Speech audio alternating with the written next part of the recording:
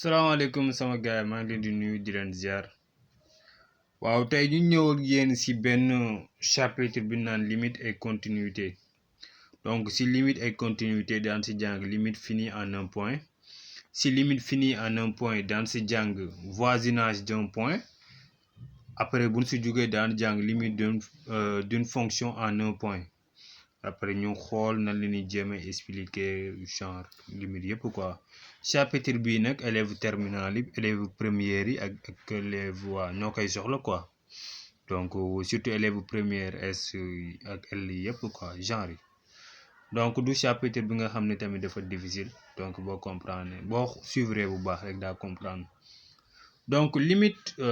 et continuité limite finie en un point voisinage d'un point su ma jëlee benn point A soit un réel donné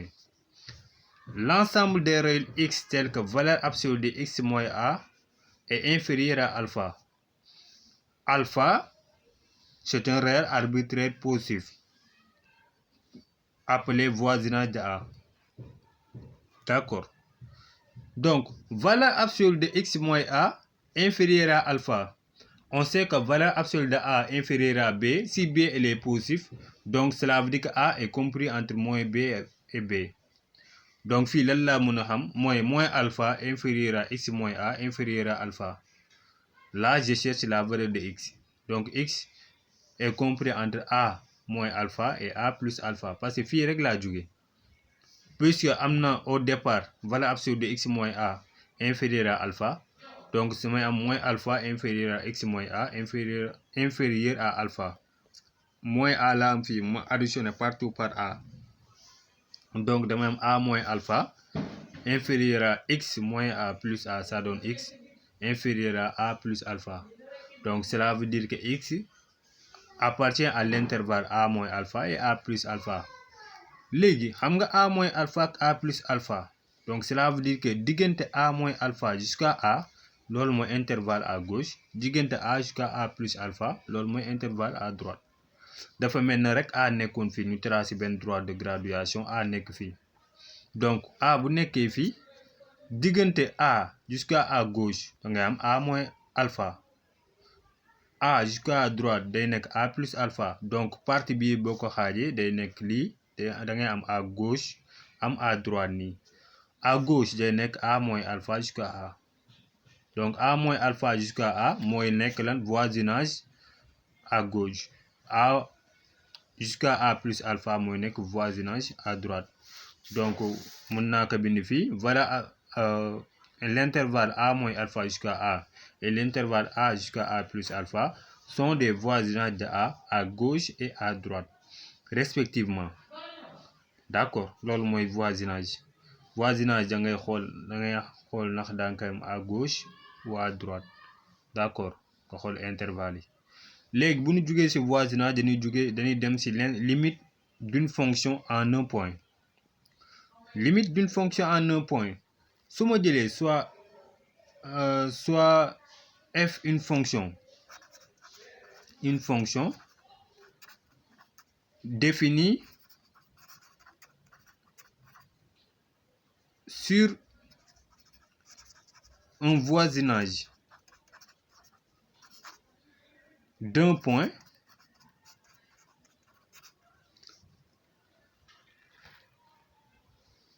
donc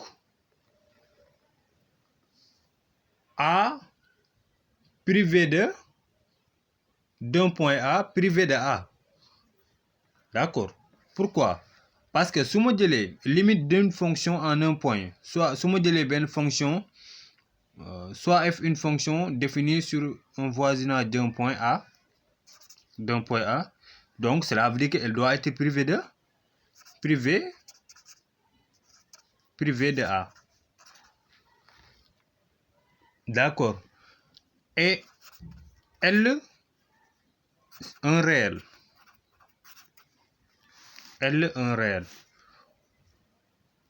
on dit que f admet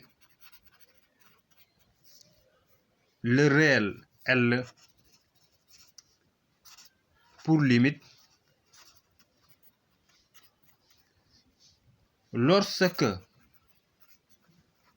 f de x est dans un voisinage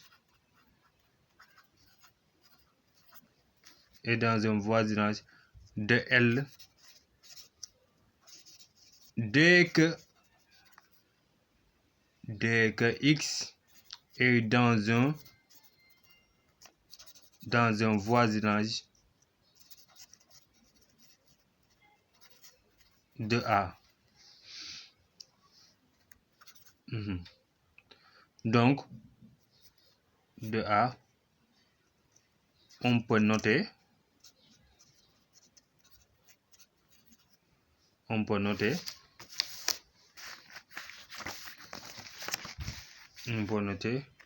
alors limite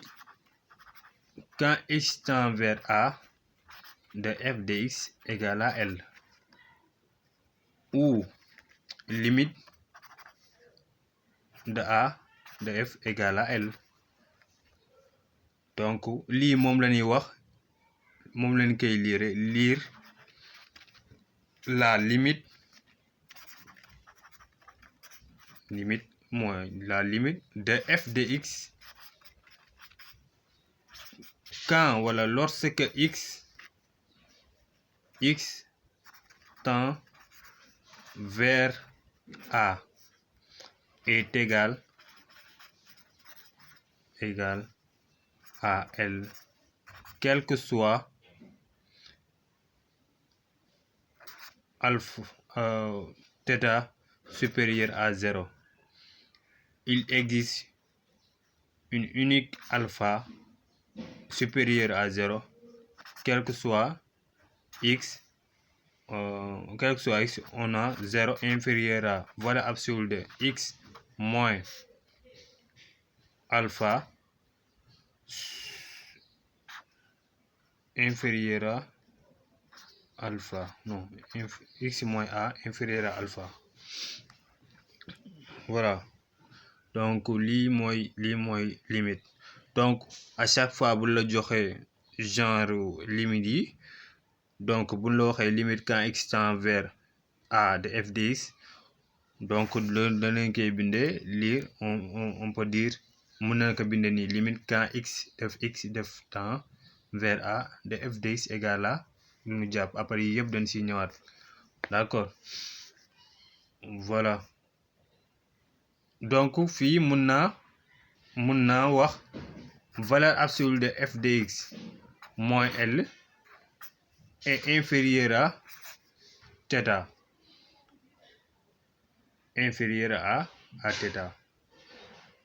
donc voilà. Mais yii yëpp après boo calculer limite ça sera plus facile quoi. Donc ñu ñëwaat si limite d'une fonction en un point, soit f une fonction définie sur un voisinage d'un point A privé de A et L un réel. On dit que f admet le réel L pour limite lorsque f de x est dans un voisinage de L, dès que x est dans un voisinage de A. On peut noter alors limite quand x tend vers A de f de x égale à L, ou limite quand x tend vers A de f de x égale à L. moom lañ koy binde lii bind bii nii lii leen koy waxee, moo tax ma bind fii lire la limite de f de x quand x tend vers A est égal à L, quel que soit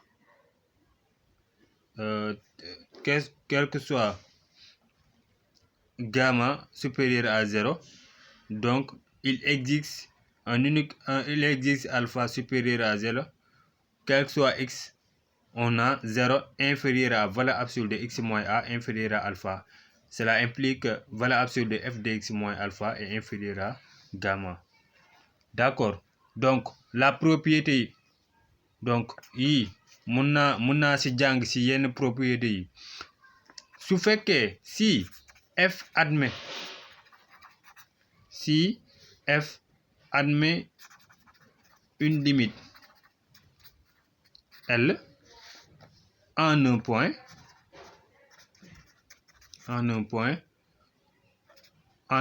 A, alors celle-ci est unique. Beneen bi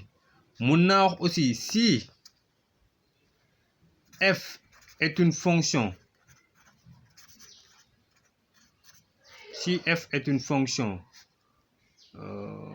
positive au voisinage de A, et si elle a une limite L en A, alors celle-ci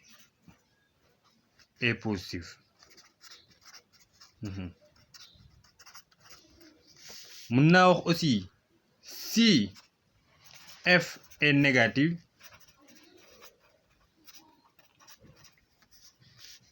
au voisinage de A, et si elle a une limite L en A, alors celle-ci est négative. Si au voisinage de A, on a deux fonctions f et g, telles que f de x inférieur à g de x, alors si elles ont des limites L et L', alors on a L inférieur à L'. lii yëpp nag xoolal dara difficile aussi, après booy def exercice mën nga ko, par exemple su dee cas bi su fekkee dama am f de x inférieur à g de x, donc ñu war a calculer limite en A, limite quand x tend vers A de f de x, su ma jàppee L, limite quand x tend vers B, quand x tend vers A de g de x ma jàpp L', donc forcément L moo war a gën a tuuti L'. D'accord. Beneen bi aussi si f, g et h sont des fonctions telles que f de x inférieur à g de x qui est inférieur à h de x, donc on peut dire que au voisinage, même chose ak cas bii rek, au voisinage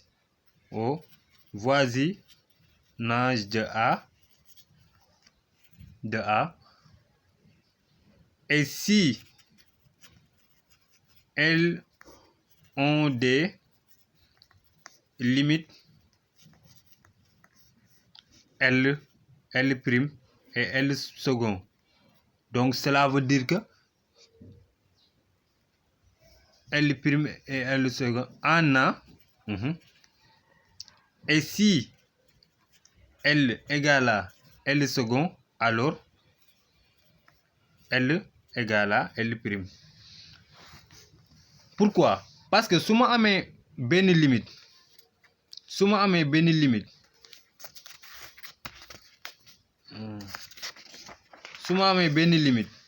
on a f de x inférieur à g de x et inférieur à h de x,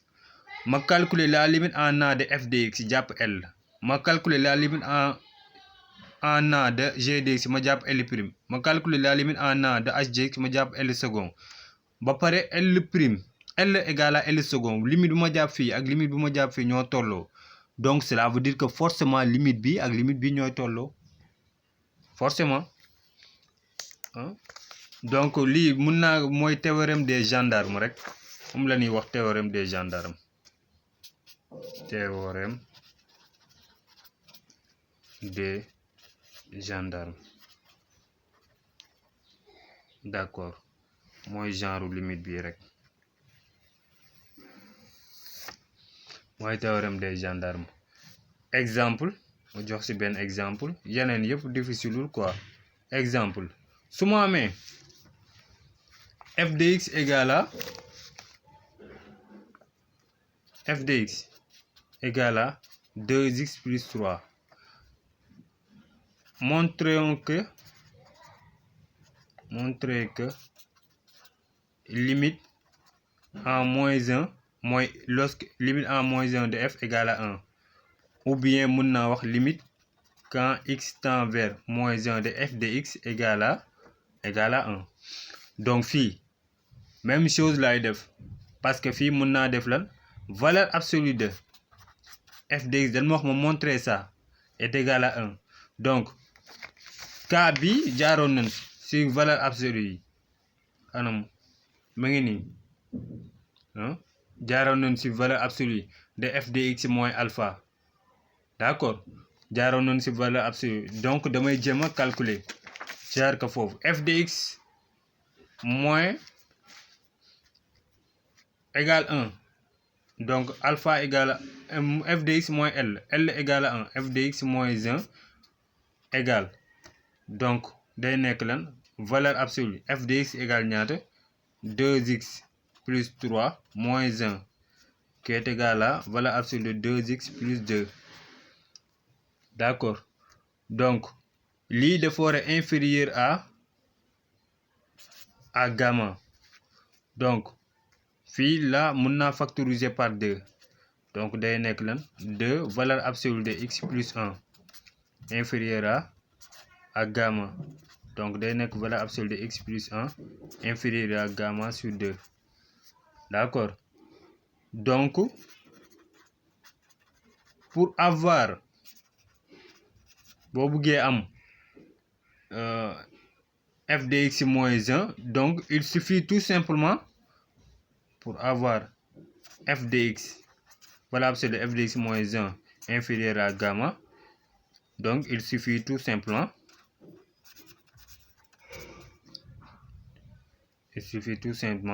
de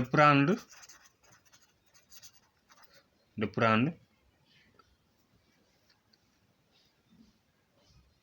alpha égale à gamma sur 2 d'où limite en moins 1 de f égale à 1 d'accord même chose lay nekk donc su ma jëlee beneen exemple aussi soit g de x égale à x au carré plus x plus 2 donc ñu wax ma calculer limite de 0 de g égale à 2 donc fii lan lay nekk damay calculer ñu wax ma montrer lii quoi ma montrer lii buñ ma waxee ma montrer lii rek cas bii lay jaar parce que lii wax na ma ñu calculer que dañ ma jox benn limite bii rek ñu wax ma montrer que donc lan lay def damay jaaraat comme fi ma waxoon sànq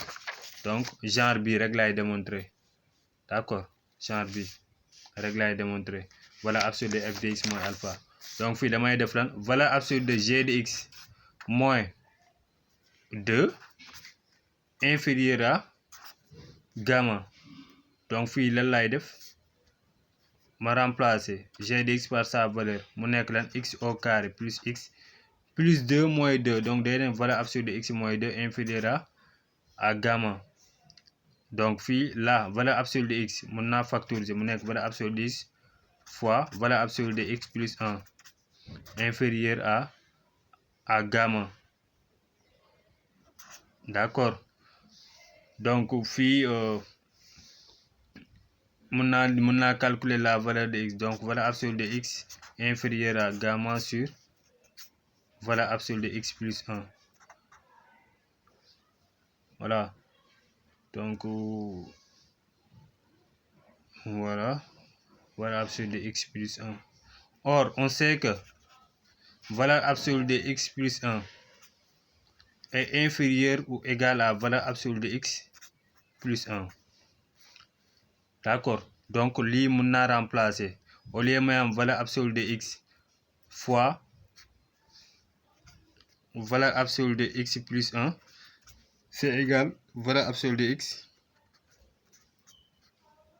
facteur de valeur absolue de x plus 1 tout simplement. Donc fii amoon naa valeur absolue de x facteur de valeur absolue de x plus 1 qui est inférieur à gamma, donc mun naa ko def valeur absolue de x facteur de valeur absolue de x plus 1 inférieur à gamma. D'accord, su ma développé damay am valeur absolue de x au carré plus valeur absolue de x inférieur à gamma. Donc lii ma transposé mu nekk valeur absolue de x au carré plus valeur absolue de x moins gamma inférieur à 0. D'accord, discriminant delta la lii, donc ma cherche discriminant delta def b au carré mooy 4ac. D'accord, mu nekk 1 moins 4 fois 1 au carré moins 4 fois 1 fois gamma, donc delta égale à 1 plus moins 1 moins 1 plus 4 θ. Donc θ elle est positif, donc on a deux solutions, x1 égale à moins 1 moins racine de 1 plus 4 θ sur 2 et x2 égale à moins 1 plus racine de 1 plus 4 θ sur 2. Donc pour avoir valeur absolue de x moins 0 inférieur à alpha, cela implique day nekk valeur absolue de f de x moins 2 qui est inférieur à gamma. Donc il suffit tout simplement de prendre alpha égale à moins 1 plus racine de 1 plus 4 gamma sur 2. Pourquoi ñu jël boobu? Parce que déjà bii dafa négatif, donc bii rek la ñu mën a jël. D'accord, mënoo jël boobu. Voilà, lii yëpp nag ab xam naa ne mën ngeen ko bañ a comprendre démonstration yi. lii bu la boo koy def maanaam bu la waxee démontrer que limite quand x tend vers tel égale à ça, par exemple ñu leen limite quand x tend vers 2 égale 4, loolu xam nga dal la jox valeur ba pare, léegi ñu waxtaan démontrer que lii la nekk exactement. Donc fii ngay jaar exactement fii ngay jaar, mais bu la waxee calculer la limite, donc foofu mooy gën a yomb si la ñuy ñëw nii après. Donc mun naa su ma jugee si foofu damay dem si classifier la limite classique. Limite classique yii rek nga siy xam. On sait que la limite de toute fonction polynôme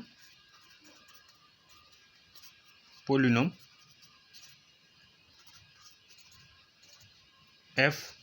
en un point A est égal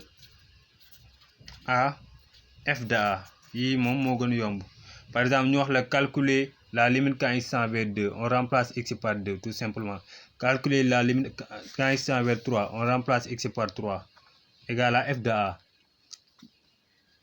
beneen bi aussi la limite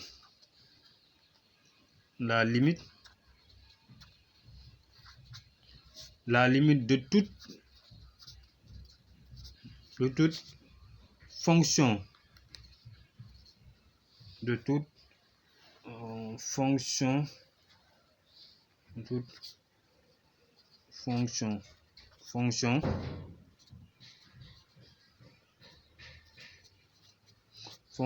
rationnelle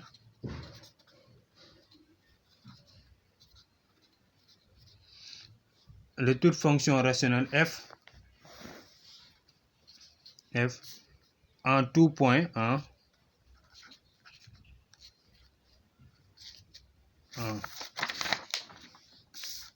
de toute fonction rationnelle f de toute fonction rationnelle f en tout point a de son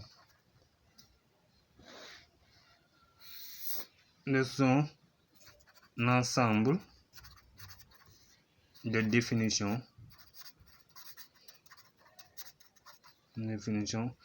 est égal à f de a. Aussi même chose la ñuy def su ma waxee limite quand il tend vers a je remplace x par a rek bu dee fonction rationnelle la bu dee kii, mais am na ay cas yi nga xam ni daan si ñëwaat. donc limite yi difficile premier cas bi rek mun na leen jéem a réeral, mais après yëpp day yomb quoi. d'accord yëpp day yomb parce que fii su ma jëlee exemple limite quand x fonction rationnelle comme fonction limite polynôme rek lay nekk. limite quand x tend vers 2 bu dee fonction polynôme on remplace x par 2 bu dee fonction rationnelle aussi on remplace x par sa valeur. Maintenant si la fonction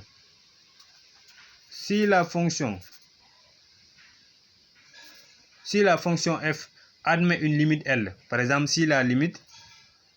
quand x tend vers a de f égale à L et la limite quand x tend vers L égale à L', donc G rond f admet une limite en a à gauche, une limite admet une limite à gauche en L'. Cela veut dire que fii limite fonction composée yi rek lay wax fii quoi. limite bu ma amee limite quand x tend vers a de f de x ma jàpp L, ma am aussi limite ma jógee foofu limite quand x tend vers L de g de x ma am L'. Cela implique que limite quand x tend vers a de g rond f égale à L'. yii nii daan si ñëwaat yu si bëre quoi, daan si ñëwaat fonction composée yi la boo exercice yi bu demee bi si kanam daan si ñëwaat. comme par exemple nga jaaroon limite quand x tend vers racine de 2x plus 1 limite quand x tend vers 1 yooyu yëpp après daan si ñëw quoi. mooy fonction composée, limite d'une fonction composée. beneen bi mooy la limite d'une fonction su ma amee la fonction f telle que f de x égale à racine de x, la fonction racine carrée, donc elle admet une limite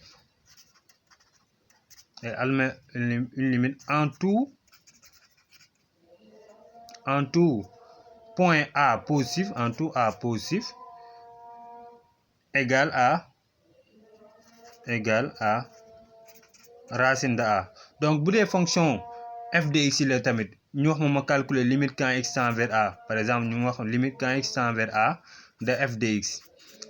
égale limite quand x tend vers a de racine de x. xam nga x f de x moo doon racine de x, li nekk si biir x rek lay remplacer par a, donc day nekk leen racine de, boo remplacer li nekk si biir day nekk racine de a. jeex na. boo jëlee limite de les fonctions sinus et cosinus sont des limites en tout point a de r égale à sin de a et cosinus de a. même chose lañuy def, même démarche bu dee sinus ak cosinus ak yëpp, mais foofu mun nga am ay cas yi nga xam fonction composée ngay am quoi. waaw mun naa jël les fonctions sinus de x et cosinus de x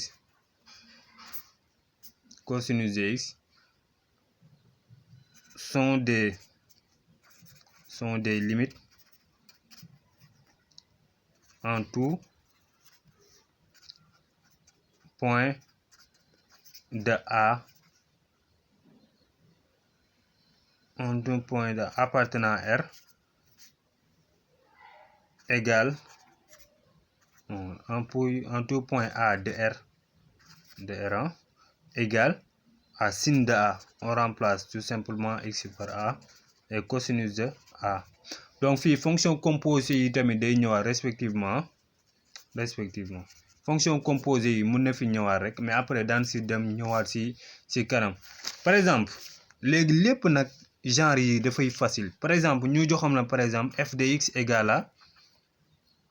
2x au cube moins 3x au carré plus x moins 2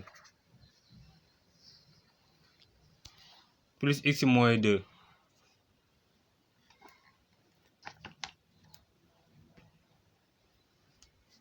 Par exemple ñu joxoon ma loolu fii lan lay def mun na ñu wax ma calculer limite quand x tend vers x égale à 1 ma calculer sa limite. Donc même chose lay def damay def limite quand x tend vers 1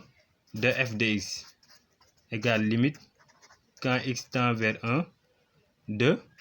ma remplacer f de x par sa valeur day nekk 2x au cube moins 3x au carré plus x moins 2 égale x la 1 la ma remplacer pour nekk par 1 day nekk 2 facteur de 1 au cube moins 3 facteur de 1 au carré plus 1 moins 2 égale 1 au cube égale à 1, 2 fois 1 égale à 2, 1 au carré égale à 1, moins 3 fois 1 ça donne moins 3,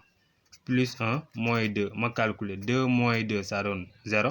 moins 3 plus 1 ça donne moins 2. Donc limite quand x tend vers 1 de f de x égale à moins 2 jeex na. lépp lu ñu doon def sànq ba léegi lii rek lay signifie lay signifie mooy limite yi lii rek lay signifie.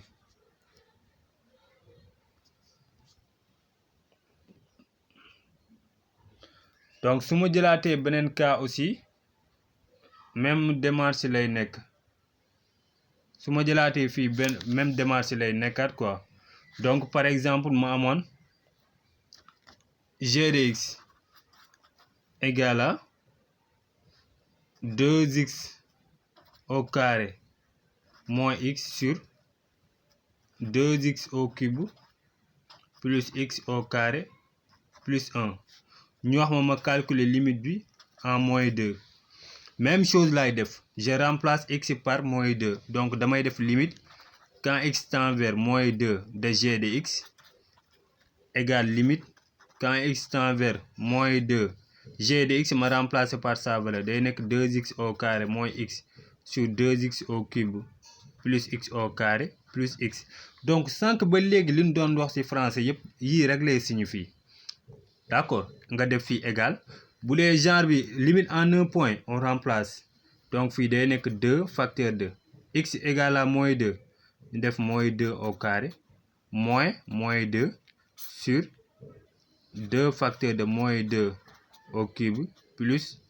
moins 2 au carré plus 1.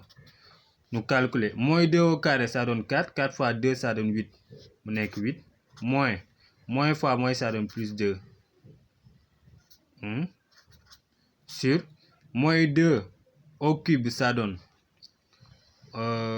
moins 2 au cube ça donne moins 8 fois 16 2 mu nekk moins 16 moins 2 au carré ça donne 4 plus 1 ma calculer c'est égal à 8 plus 2 ça donne 10 sur moins 16 plus 4 ça donne moins 12 plus 1 ça donne moins 11. Donc cela veut dire que moins 10 onzième. Cela veut dire que limite quand x tend vers moins 2 de g de x égale à moins 10 sur 11. Même chose lay nekk même chose suñ ma joxoon par exemple beneen fonction h de x aussi égale à 2 racine de x plus 1 sur racine de x moins 1 ñu wax ma calculer limite am en par exemple 4 donc damay def limite quand x tend vers 4 de h de x égale à limite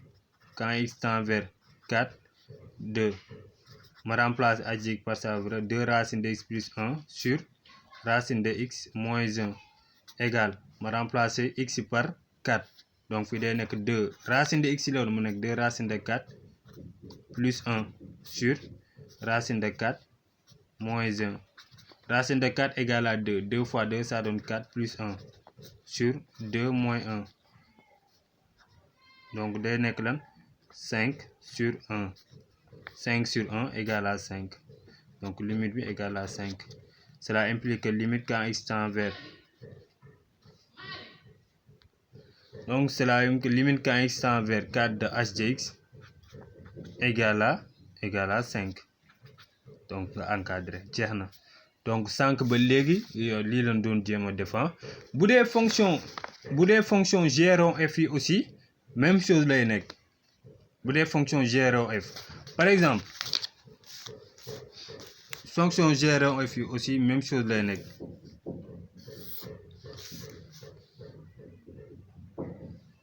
Suma amé f de x égale à racine de x et g de x égale à 2x plus 1 sur x moins 1. Donc déjà, si là on va calculer g rond f. G rond f de x égale à g de f de x. G de f de x. D'accord. On remplace. Si, par exemple, si y égale à f de x. Donc, g rond f de x égale à g de y de x. G de y là. Donc, fi nous remplacer. Année g de x, on avait g de x égale à 2x plus 1 sur x moins 1. Donc, fi g de y, dama poser y égale f de x rek. Donc, g rond f de x égale à g de f de x. Donc, je pose y égale à f de x. Donc, fi day nek lan g de y égale à 2y plus 1 sur y moins 1. Donc, f de x, y égale à f de x. Donc, cela veut dire que day nek g de f de x égale à 2f de x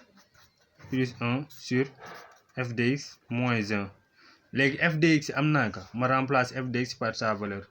Donc, day nek 2 racine de x plus 1 sur racine de x moins 1. Donc, si je pose limite quand x tend vers h, voilà, si je pose même chose, h de x égale à g rond f. Donc, cela veut dire que limite de h égale à limite quand x tend vers h. Quand x tend vers 4 de h de x, xam nga 5 la ñu jàppoon te xoolee exercice bi même chose lay nekkaat pratiquement xoola g rond f de x égale 2x plus 1 sur racine de x moins 5 te fii nii g rond h de x bi ma joxe woon fii léegi nii dama amoon h de x égale 2x plus 1 sur racine de x moins 1. Donc, x tend vers 4, donc damay jàppaat 5. Donc, pour calculer g rond f bi aussi même chose là. Donc, fii leen lëg leen mun def mooy on peut calculer g rond f pour fonction composée limite quand x tend vers 4 de f de x. Lu ma jàpp ma calculer par exemple ma jàpp L ma ñëw calculer limite quand x tend vers L de g de x. Valeur boobu noonu mooy jàpp valeur boobu bu dee b. Donc cela veut dire que limite quand x tend vers 4 de g rond f égale à b. Ñu ñëw ci exemple bi égale b. Ñu ñëw ci exemple par exemple g rond f dama amoon g de x égale à 2x plus 1 sur x moins 1 et f de x égale à racine de x. Ñu wax ma calcule limite quand x tend vers 4 de g rond f. À chaque fois g rond f li mujj ngay njëkk calculer limite en 4. Donc damay calculer limite quand x tend vers 4 de f de x. Mu nekk limite quand x tend vers 4 de racine de x qui est égal à racine de 4 qui est égal à 2. Léegi li ma jàpp ci valeur limite f de x moom lay calculer limite lii nag lay calculer limite g donc damay nekk limite quand x tend vers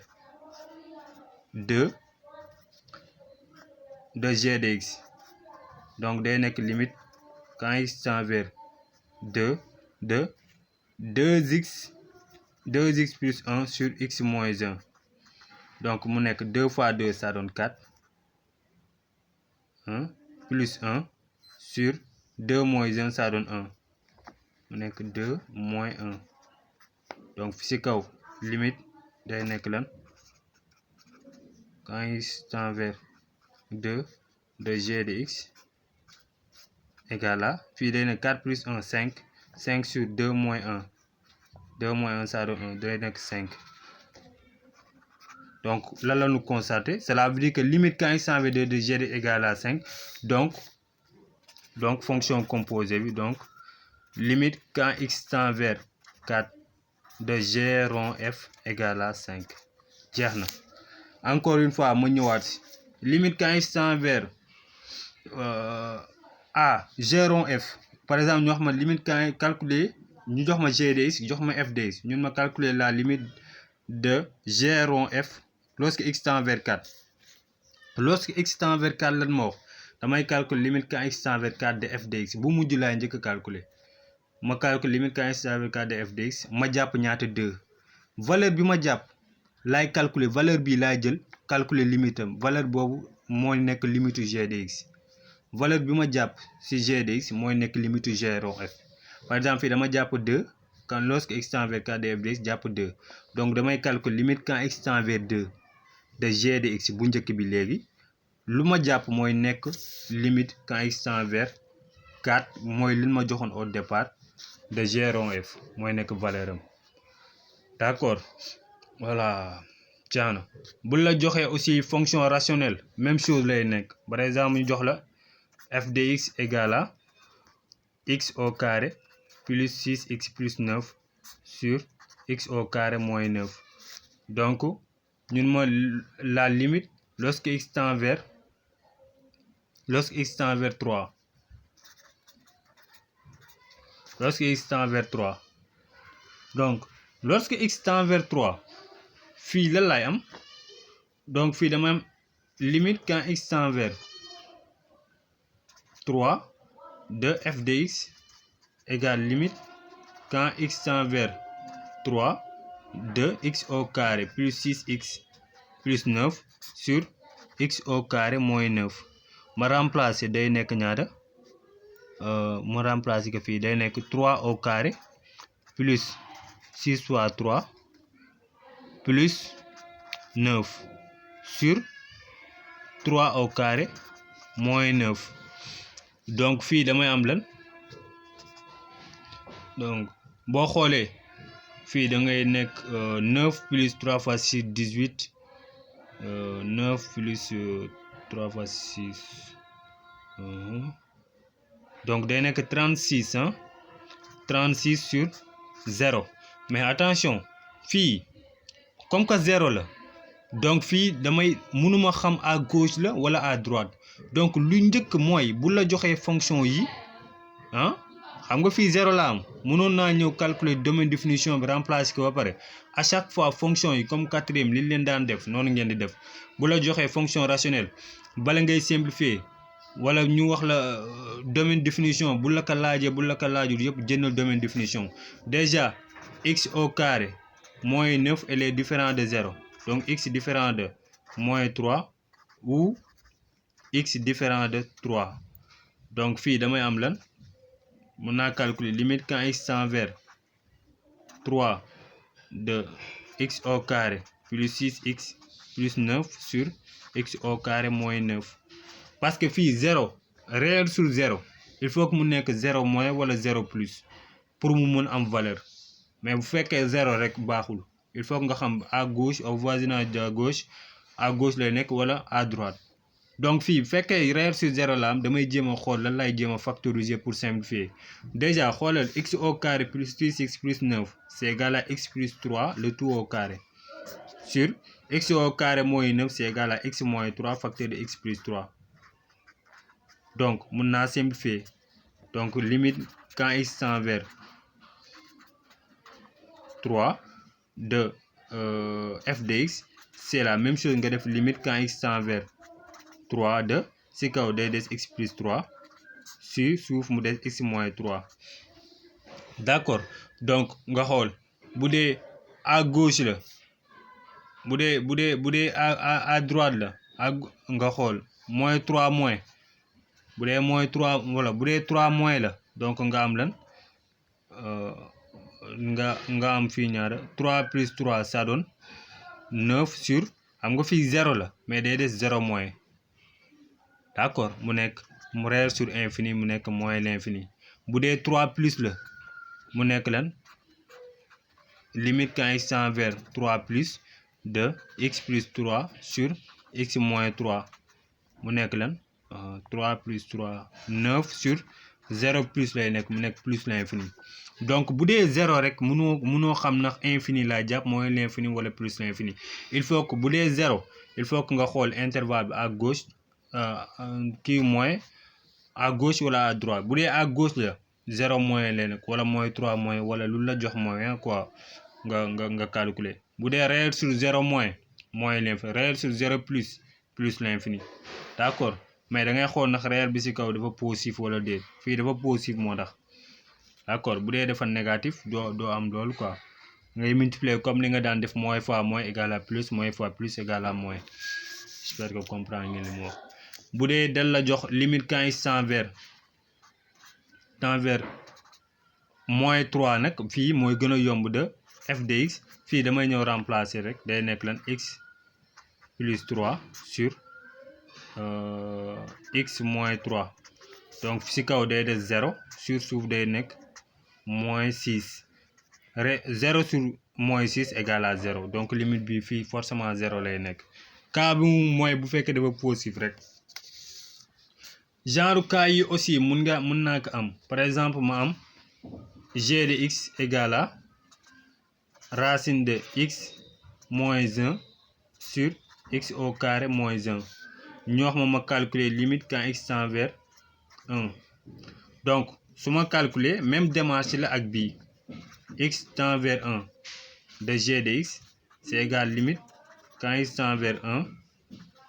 de racine de x moins 1 sur x au carré moins 1 donc fii su ma remplacer damay am 1 moins 1 sur 1 au carré mu nekk 1 moins 1 donc limite bi day nekk lan limite quand x tend vers 1 de g de x égal ci kaw damay am 0 ci suuf am 0 0 sur 0 aussi forme indéterminée la d'accord genre yi boo ko amee da ngay lever indétermination bi dañuy lever indétermination bi nan la ñuy lever indétermination donc puisque forme indéterminée boo ko amee 0 sur 0 boo amee sur forme indéterminée wala infini sur infini da ngay jéem a lever indétermination yi am na yeneen ni 4 lañu donc fii limite quand x tend vers 1 de g de x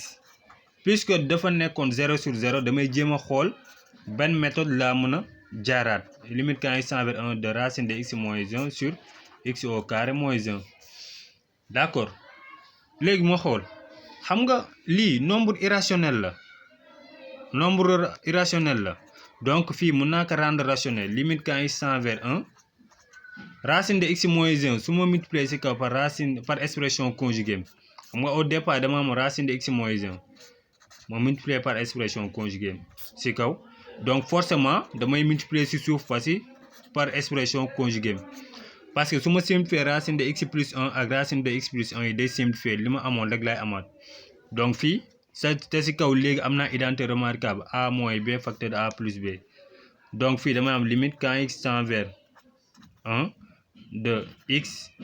moins 1 sur x au carré moins 1 facteur de racine de x plus 1 c'est égal à limite quand x tend vers 1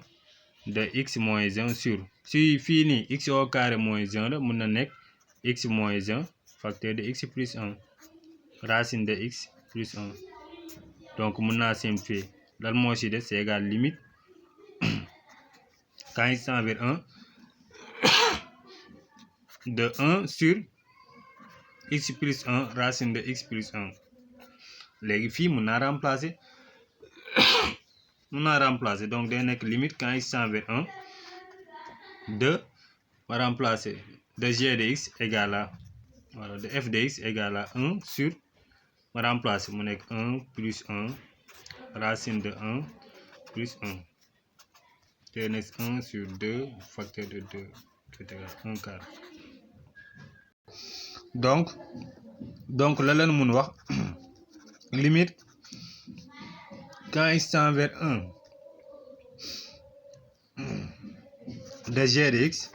égale à 1 quart parce que bu nu jaaroon comme remplacer rek dañuy am forme indéterminée te bu nu amee forme indéterminée damay jéem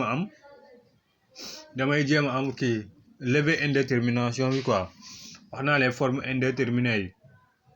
0 sur 0 forme indéterminée la infini sur infini aussi forme indéterminée la d'accord beneen cas aussi mën naa ko amaat par exemple su ma amoon ma ñu joxoon benn limite aussi h de x égale racine de x plus 3 moins 2 sur racine de 2x plus 1 moins 3 ñu wax moom ma calculer limite quand x tend vers 1 donc su ma remplacer limite quand x tend vers 1 de h de x égale limite quand x tend vers 1 de x plus 3 moins 2 sur racine de 2x plus 1 moins 3 ma remplace x par sa valeur day nekk 1 plus 3 moins 2 sur 2 fois 1 plus 1 moins 3 donc day nekk racine de 4 moins 2 sur racine de 2 fois mu nekk racine de 2 fois racine de 2 plus 1 mu nekk racine de 3 moins 3 donc fii day des lan ci kaw day nekk lan 4 moins non 2 racine de 2 racine de 4 égale 2 moins 2 sur racine de 3 moins 3 xam nga lii day nekk lan limite 2 moins 2 ça donne 0 sur racine de 3 moins 3 donc lii ça donne 0 donc limite am bii 0 la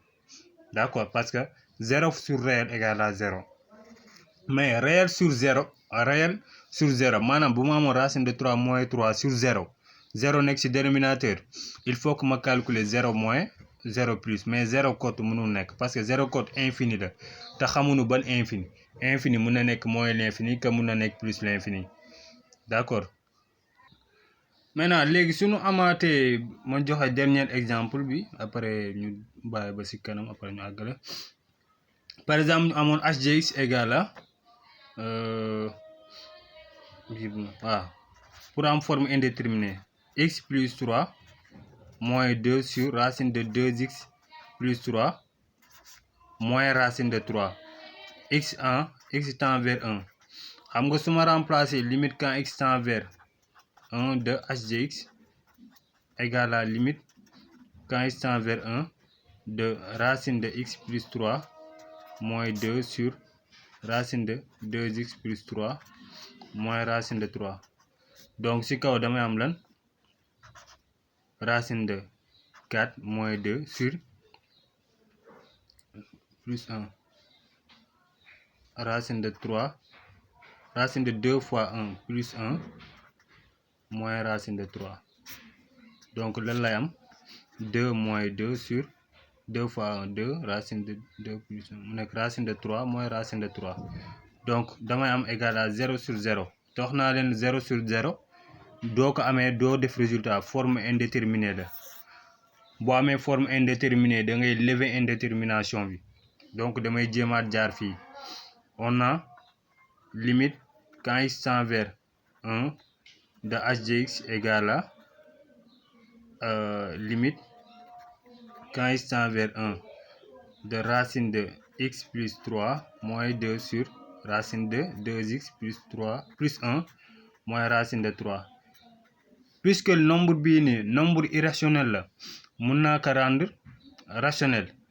donc dénominateur bi rek mun naa multiplier ci kaw dénominateur bi aussi puisque ñoom ñaar ñëpp xoola ci suuf ci kaw nombre am naa irrationnel ci suuf aussi am naa irrationnel donc mun naa def même chose donc fii mun naa def égal def benn trait racine de x plus 3 dama ko amoon moins 2 donc expression conjuguée am day nekk racine de x plus 3 plus 2 d'accord ci suuf dama amoon racine de 2x plus 1 moins racine de 3 donc damay multiplier expression conjuguée mu nekk racine de 2x plus 1 plus racine de 3 d'accord donc li ma multiplier ci kaw fii xam nga fii dama fi multiplier racine de x plus 3 moins 2 la amoon lii bokk ci woon ma multiplier ko donc dama koy multiplier ci suuf plus 2 mais xoolal ci suuf aussi lii laa fi amoon ci suuf lii laa amoon aw ma woon lii moom maa fi def lii donc dama koy def ci kaw aussi racine de 2x plus 1 plus racine de 3 xoolal lii identité remarquable la ñaar ñi aussi identité remarquable la donc lan moo fiy des day des x plus 3 moins 2 au carré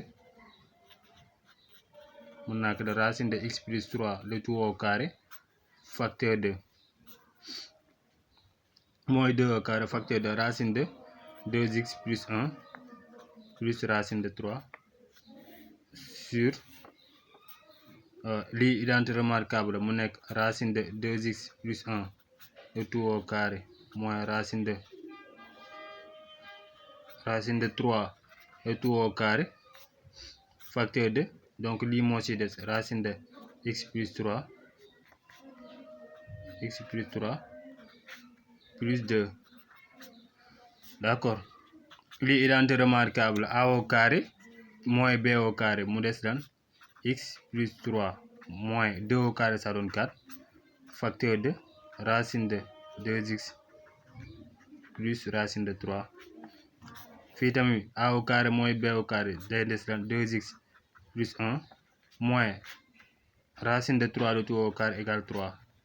la moo ciy des racine de x plus 3 plus 2 donc su ma calculer racine de x plus 3 moins 4 day nekk x moins 1